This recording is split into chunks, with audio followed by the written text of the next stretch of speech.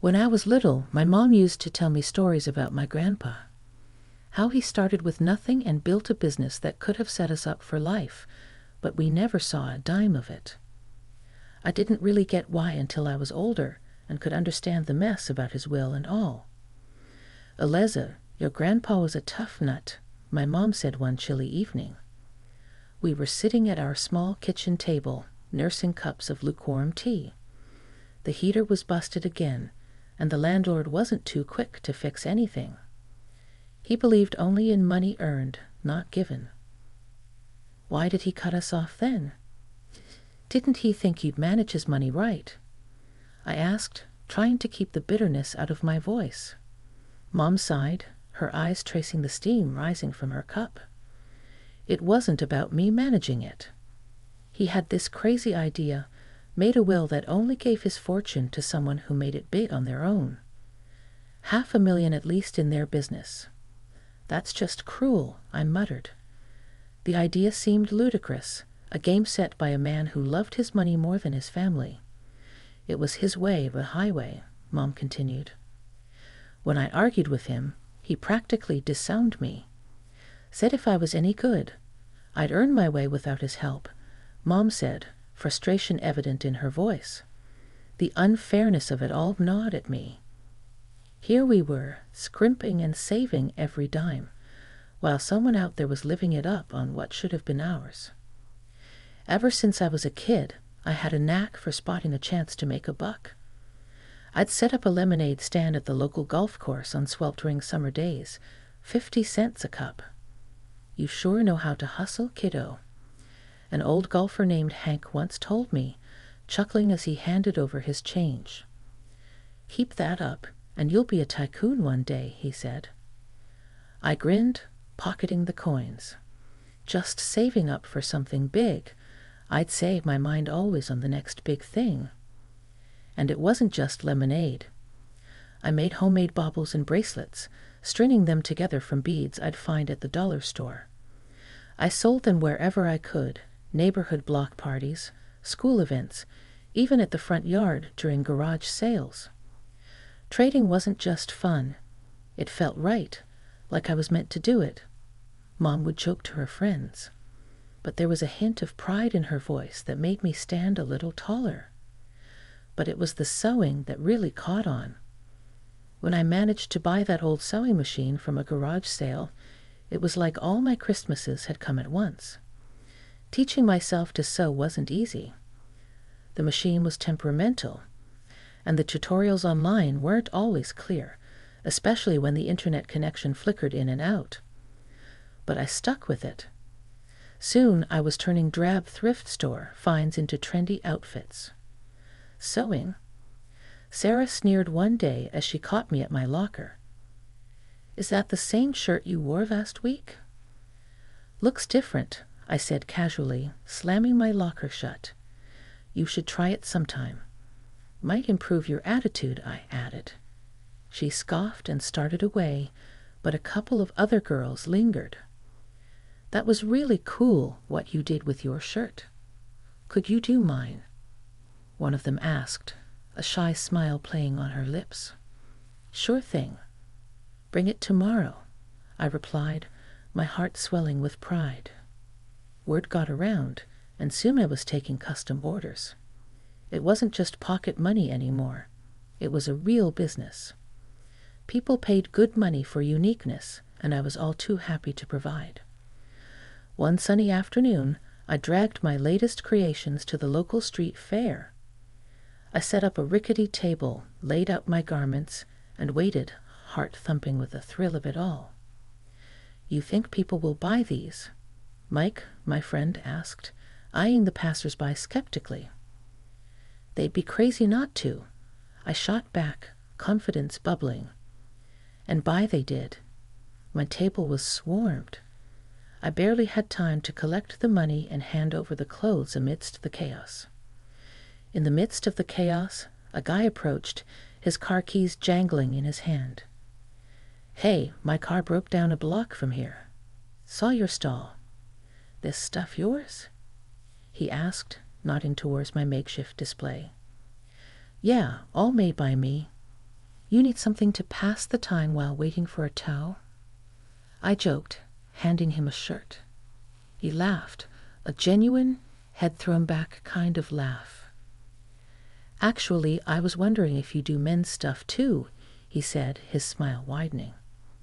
Sure do, I replied, pulling out a few pieces I'd experimented with.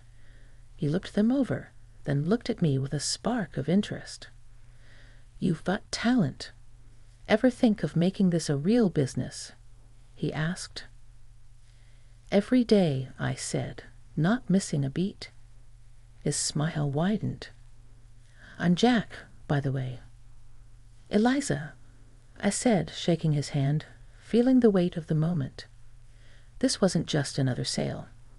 This felt like a doorway swinging wide open. As the day wound down, I counted the cash, a sense of accomplishment washing over me. This was it. I was making it happen, one stitch at a time. Told you they'd love your stuff, Mike said as he helped me pack up. Yes, you were right, I admitted, unable to keep the grin off my face. Looks like I might just make that $500,000 mark after all. After Jack and I met at the fair, things kicked off faster than I expected. He wasn't like the guys I knew. He came from money, but he had a way of making you forget about that when you were with him. He had this laid-back vibe, always laughing, always making plans. We started seeing each other more, and it wasn't long before we were seriously dating. One day, he said, Eliza, I think it's time you met my parents. The thought alone made my stomach churn. I knew his folks came from old money, the kind that looked down on people like me. Are you sure? I asked, my voice tense. I don't think they'll like me much. Jack laughed it off. They'll love you. Don't worry so much. The drive over to Jack's parents' house felt like the longest ride of my life. Jack kept talking about mundane stuff, probably trying to ease the tension, but my stomach was in knots.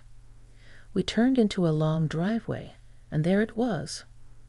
A massive house that looked more like a museum than home. We walked up to the grand entrance, and the door swung open before we could even knock. There stood Jack's mom, Mrs. Thompson, dressed impeccably in a way that made me feel underdressed instantly despite my careful choice of outfit.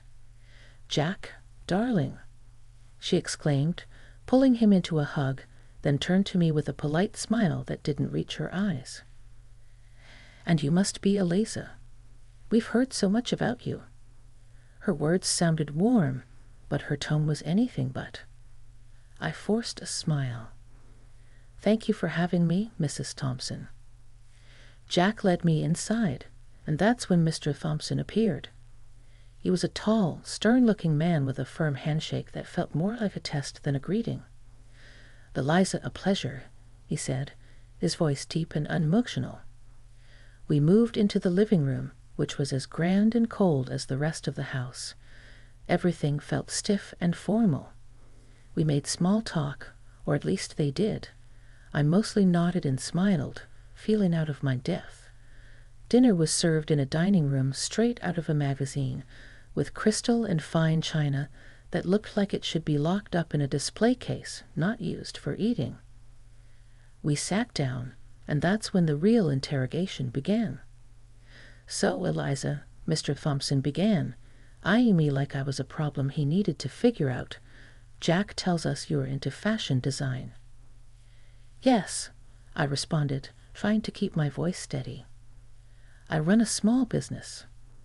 I design and sell clothing. Self-made, then. How entrepreneurial, he commented dryly. His tone suggested it was less of a compliment and more a check mark on a list of curiosities. Mrs. Thompson chimed in with a smile that felt more like a wince. And your family, dear? What do they do? Well, it's just me and my mom. She's a nurse, I said, feeling the weight of each word. Oh, I see, Mrs. Thompson replied, exchanging a glance with her husband that I couldn't quite read. The conversation stumbled along until coffee was served, and then Mrs. Thompson's polite mask slipped. "Eliza, I must be honest. We have certain hopes for Jack, and his partner's background is important to us. It's essential for maintaining the family's reputation and legacy." Finally, she put her fork down and said flatly, "Well, it's clear you've done quite a bit despite your background, but I don't think you're suitable for our son. I'm afraid." Her words hit like a slap. I sat there stunned as she got up from the table. "I won't waste more time here," she declared, and left the room without another word. Jack was quick to comfort me, his face flushed with embarrassment. "Eliza, please don't take it to heart. She's set in her ways." It was tough to swallow. The evening had turned into a stark display of where I stood with his family. Despite Jack's reassurances, the shadow of that dinner lingered, casting a long, cold shadow over what should have been a happy milestone. The engagement happened despite the frosty atmosphere at dinner that night at Jack's parents' house. His folks made it clear they weren't thrilled, but Jack went ahead with the proposal. We were officially engaged, and while I was over the moon about us, the chill from his parents was something I couldn't shake off. A few weeks after our engagement, I got a call from Mrs. Thompson, Jack's mom. Her voice was formal. "Eliza, I'd like you to come over. We need to discuss something important." When I arrived, both of Jack's parents were waiting. The house felt colder than ever, like all the warmth had been sucked out of it. "Eliza, we've looked into your background thoroughly," Mrs. Thompson began, her tone sharp and unwelcoming. Mr. Thompson nodded, his face stern. "It's clear you come from a very different world than ours," his wife continued, "and frankly, we feel you're hunting for wealth, climbing through our son. But we won't allow our family fortune to be jeopardized." The words stung, but before I could react, Mrs. Thompson slid a stack of papers across the table towards me. "Since I can't convince Jack to rethink this marriage, you'll need to sign these," she said flatly. I picked up the papers. They were a prenuptial agreement. As I read through it, it was clear I wouldn't lay claim to any of Jack's wealth, and neither would any children we might have. Without hesitating, I signed them. "I'm not marrying Jack for his money," I said, handing the signed papers back to her. Mrs. Thompson looked taken aback, her eyes wide. Even Mr. Thompson raised an eyebrow, surprised by my quick compliance. I left their house feeling a mix of relief and resentment. At home, I told Jack everything. He laughed it off. "Wow, you really showed them. Good for you." But his laughter didn't sit right with me. "Aren't you bothered that your mom thinks so lowly of me? She humiliated me." Jack shrugged it, still smiling. "I get why you're upset, but you know how Mom is. She has her reasons, and well, she's not completely wrong to worry, right?" His words felt like a slap. Not only had his mother insulted me, but now Jack was subtly defending her. It hurt, realizing that maybe he wasn't entirely in my corner. A year after our engagement, as the wedding drew closer, my life was a whirlwind of excitement and stress. My business, a sportswear brand I had started from scratch, was finally taking off. It was thrilling to see my designs being worn and loved. I had built a small capital, enough to expand and take on bigger challenges. As for the wedding, I wanted something simple, intimate. But Jack had other ideas. He dreamed of a lavish celebration. "Eliza, we're only doing this once. Let's make it big," he'd say with that grin that made it hard to argue. So I agreed, and we planned a grand event. I found myself splitting the bill for a grand venue, exquisite catering, and a band that could keep our guests dancing all night. I managed to snag some deals, haggling discounts wherever I could. Old habits die hard. The wedding day was perfect, at least on the surface. Our guests seemed to have the time of their lives, and Jack and I couldn't stop smiling. We were floating caught up in a bubble of joy. But not everyone was caught up in the festivity. Throughout the evening, I caught Jack's parents whispering, their faces pinched with approval. His mother, ever the social butterfly, floated around the room, dropping hints about her worries that I was after their family wealth. I overheard her telling a group of relatives, "It's all very extravagant, isn't it? I just hope she understands the value of money, not just spending it." Her voice was loud enough to carry, and her words stung more than I expected. After the wedding, things didn't settle down. Jack's mom posted on social media, lamenting that Jack had married someone like me. She wrote about her fear of losing her son to a woman who, in her eyes, wasn't worthy. Reading those words hurt. I felt my throat tighten and my eyes burn, not just with sadness, but with frustration. I tried to talk to Jack about it. "Your mom's posts, they're really harsh. Can you talk to them? They don't even know about the business, how well it's doing." Jack sighed, his face troubled. "Eliza, I know it's tough, but let's not rock the boat, okay? My parents, it's just how they are. But they think I'm some gold digger, Jack. They don't see that I don't need their money." He pulled me close, his voice soothing. I know. But let's just ignore it for now. They'll come round. They just need time to see what I see." I nodded, not convinced, but exhausted from the argument. I agreed to let it go, not because I thought he was right, but because I was too tired to fight. It was easier to focus on my business, pouring my energy into something positive, something that was mine. Despite the personal turmoil, my business kept growing. Orders poured in, and my brand gained a following. I was doing interviews, photo shoots, and even talking about partnerships. My days were packed, and I thrived on the hustle. The evening of the charity dinner arrived, held at a swanky hotel downtown. The event was all about supporting sports programs for kids and teenagers. As the main costume designer, I had decided on a blue and white theme that matched not just the decor, but some of the latest pieces from my sportswear line. Jack and I walked into the grand hall, a room buzzing with well-dressed guests and shimmering lights.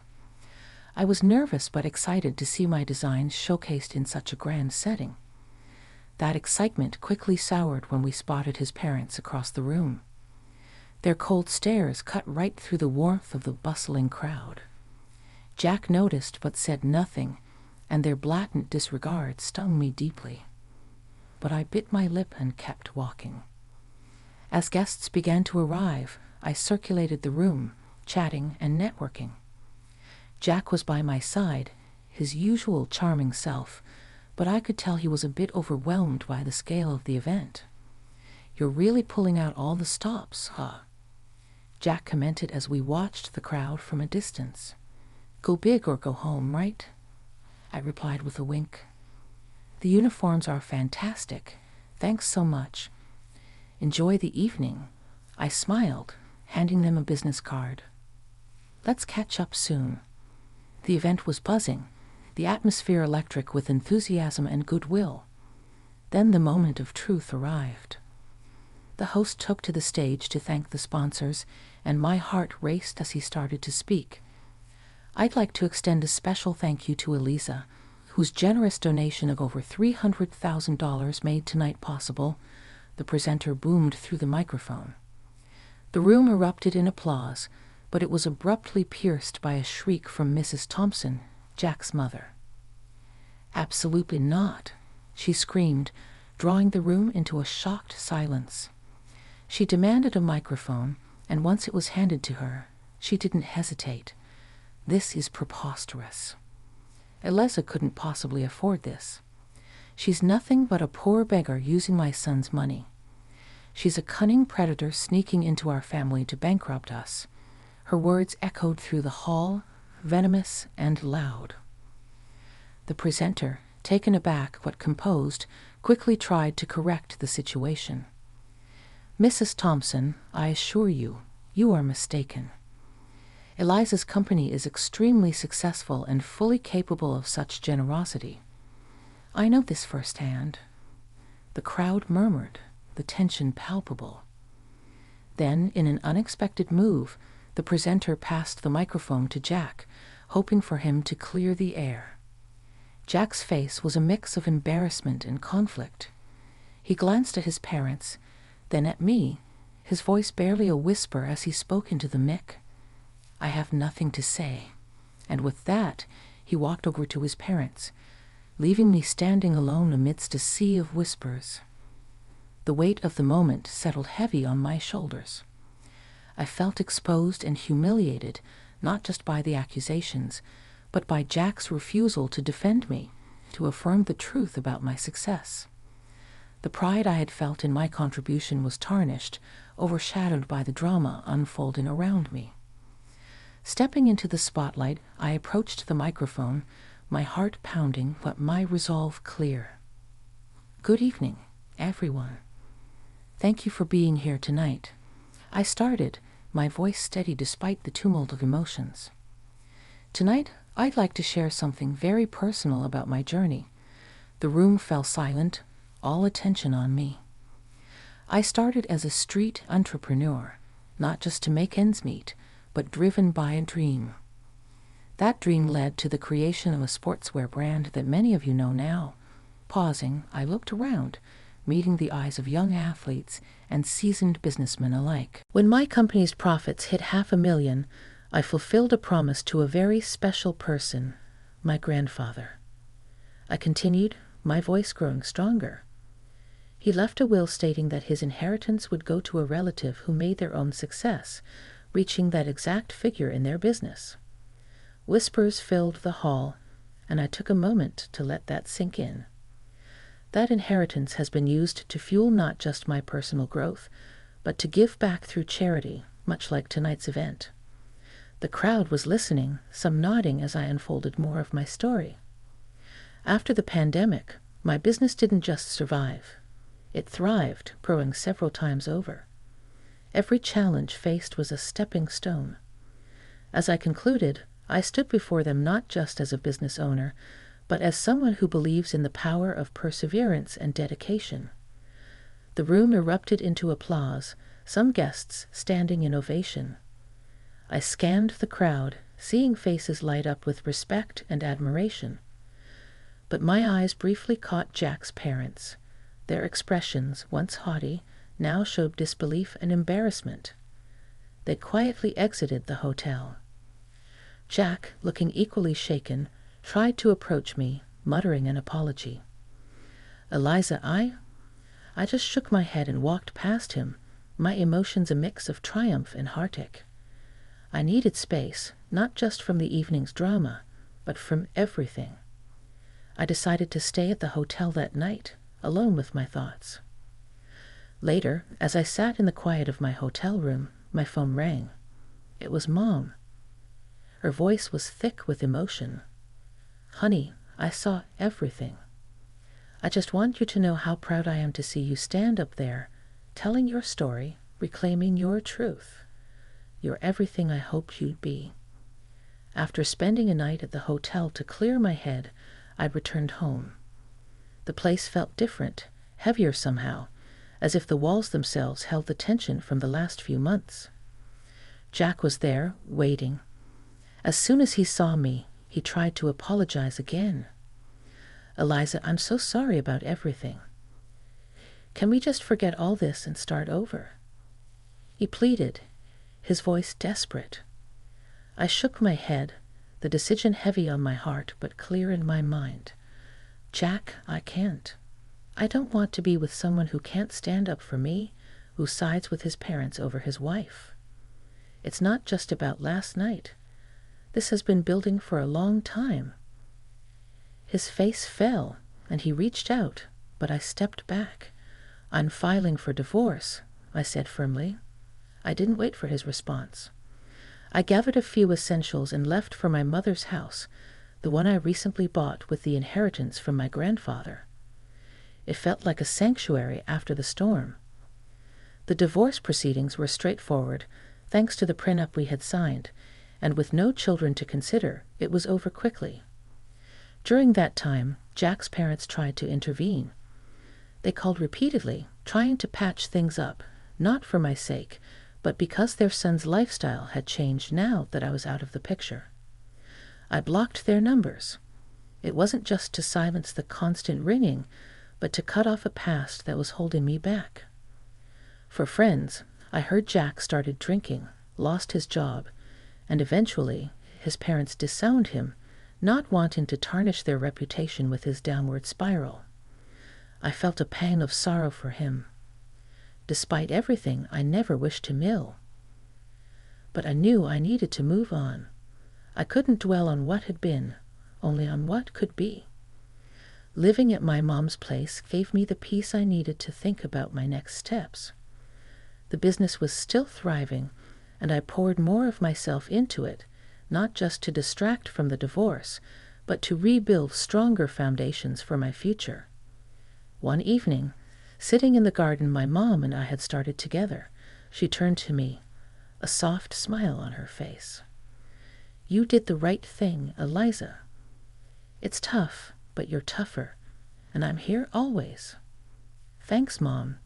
I know it's just a lot to process," I replied, feeling the weight of her support. "As long as you remember that you're not just surviving. You're building, learning, and growing." "That's what matters," she said, squeezing my hand. She was right. The end of my marriage wasn't just an ending. It was a gateway to a new chapter, one where I could make decisions without second-guessing if someone had my back, one where I could stand on my own, not just as a successful businesswoman, but as a person reshaped by her experiences.